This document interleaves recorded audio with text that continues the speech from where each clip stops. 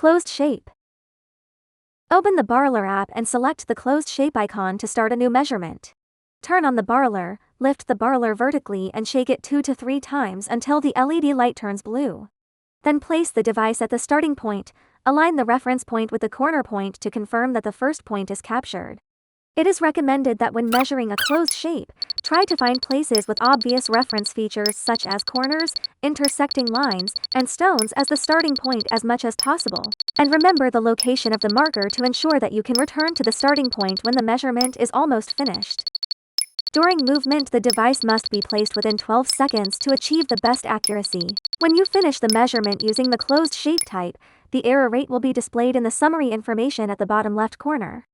For example, the error rate in the following figure is 0.16%. This error rate represents the percentage of deviation between the starting point and the ending point of the figure.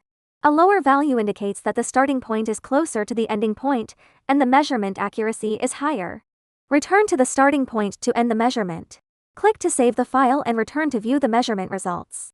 The perimeter and area will be displayed automatically.